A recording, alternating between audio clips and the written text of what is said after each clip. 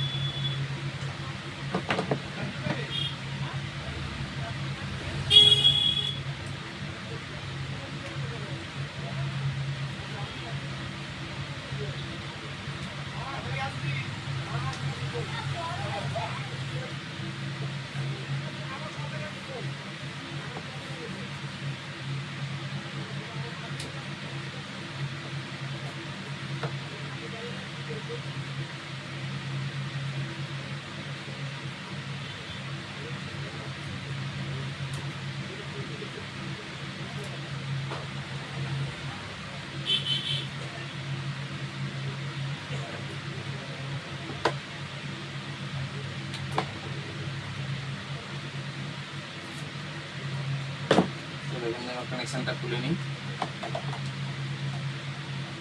প্রথমে আমরা এই যে এসি কর্ডটা আছে, সেই এসি কর্ডটা প্রথমে টেস্ট করে নেবো যে এসি কর্ডটা দিয়ে লাইন ঠিক আছে কিনা। এটা টেস্ট করার জন্য আমরা সিরিজ ল্যাম্প নিয়ে নিয়েছি, তো সিরিজ দিয়ে আমরা টেস্ট করে নেবো।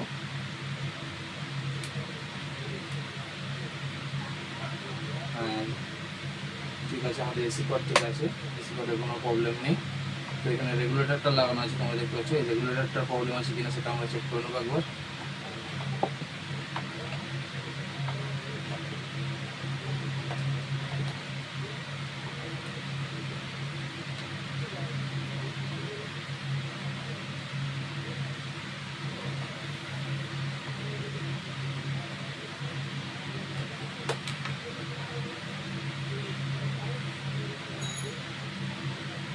রেগুলেটরের কানেকশান খুলে দিলাম, তো আমরা ডাইরেক্ট চেক করে নেবো সিরিজ দিয়ে।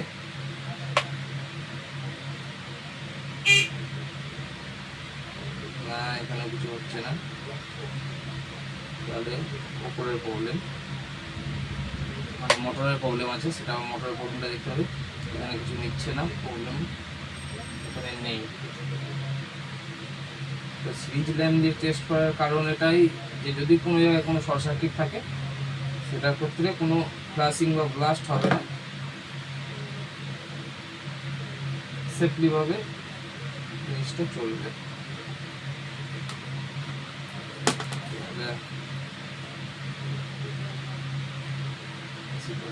জয়েন করে দেবো,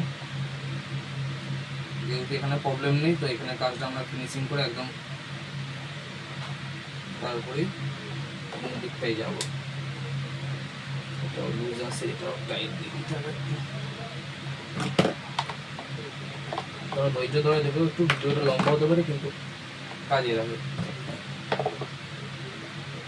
আটা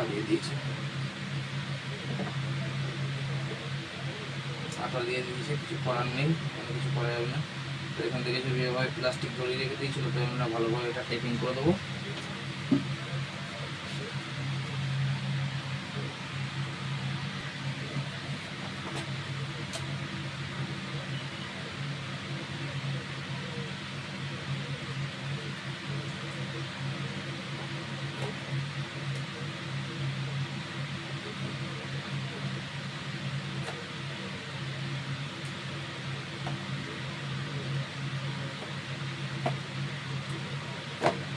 ভালোভাবে টেপিং করে দিয়েছি। তো এটা এখন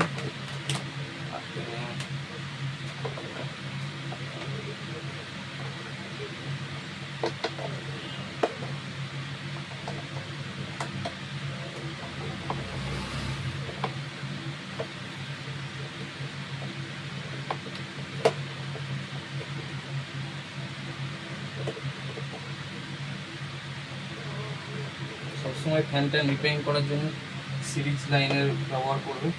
সিরিজ লাইনের ব্যবহার করলে অনেক সেফটি থাকে। এবং কয়েল টেস্ট করার জন্য তোমাদের সিরিজ ল্যাম্পেরই প্রয়োজন হবে অবশ্য।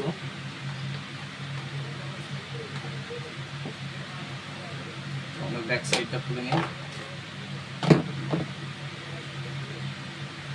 অবস্থা খুবই খারাপ। আমরা ব্রাশ করে পরিষ্কার করে নেবো। এগুলো পরিষ্কার করে নেব ব্রাশের দিয়ে পরিষ্কার করলে খুব ভালো পরিষ্কার হয়।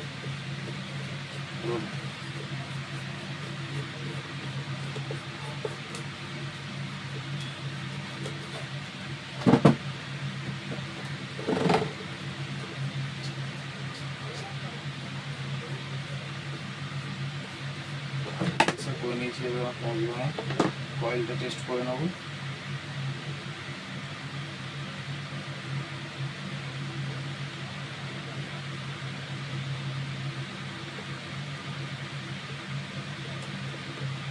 এটা 5 লিটার ফ্যান ছিল, যেটা নিচে রেগুলেটর লাগানোর জন্য 3 লিটার তৈরি করেছে।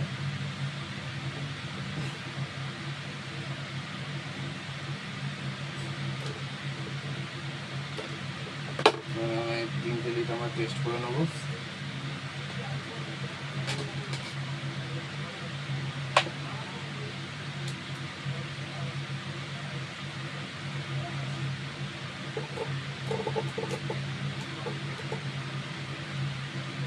এই লিকটা পাচ্ছে না, এই হলুদ লিকটা যেটা আছে এই লিকটা পাচ্ছে না। তো আমরা এক্সট্রা এই যে দুটো লিক আছে এই দুটো একবার টেস্ট করবো,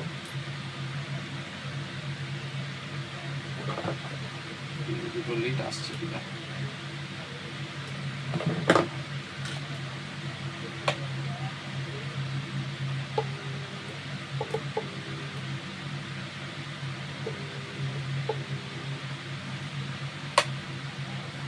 দুটো লিড দিয়ে যে কোনো একটা লিড দিয়ে করলে ফ্যানটা চালু হয়ে যাবে, কিন্তু স্পিডটা কম হতে পারে। চলো আমরা ট্রাই করি, আমরা ট্রাই করি।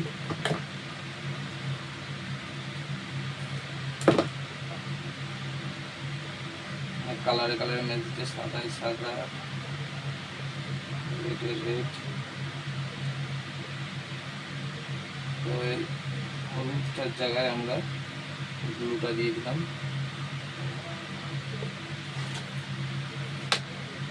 সেম আমরা সিরিজ দিয়ে টেস্ট করবো।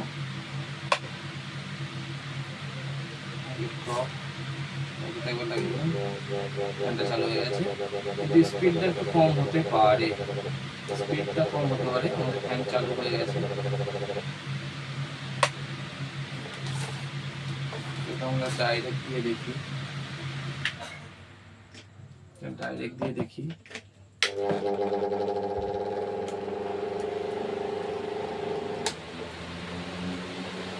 ভালো স্পিড আছে, অসুবিধা কিছু হবে না। তো আমরা এটাই কানেকশন করে ছেড়ে দেবো। চলো আমরা ফিটিংটা করে নিই। আমরা বুঝতে পেরে গেছি তাহলে 5 লিটার বলে হলো।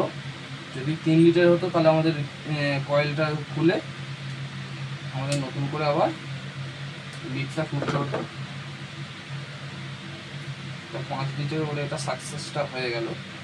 আমরা সেফটি করে দেবো।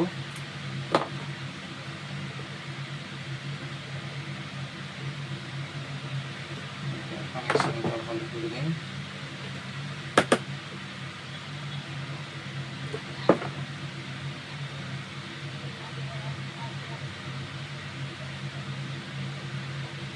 তোমরা যদি কেউ বাড়িতে ট্রাই করো, খুব সেফটিভাবে ট্রাই করবে। যদি বুঝতে পারো বা কিছু ইলেকট্রিকের একটু আধটু কাজ জানো, তবেই ট্রাই করতে যাবে, নাহলে ট্রাই করবে না। যে কোনো ইলেকট্রিশিয়ানের কাছে নিয়ে গিয়ে এটা তোমরা খুব সহজে রিপেয়ারিং করে নিতে পারবে।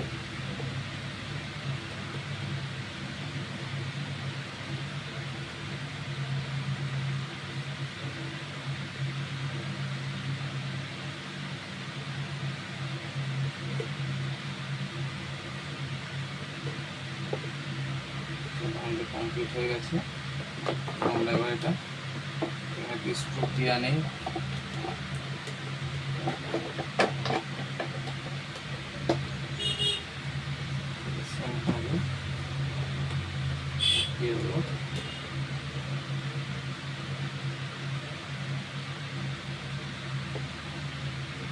চলো আমাদের সাউন্ড রেডি হয়ে গেছে, আর একবার চালিয়ে দেখে নিই।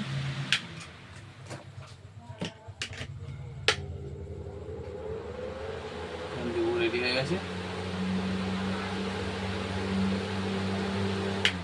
আর নতুন নতুন ভিডিও এবং আপনার প্রোডাক্টের বিষয়ে বা এরকম কিছু ইলেকট্রিক কাজের জন্য চ্যানেলটাকে সাবস্ক্রাইব করে রাখবে।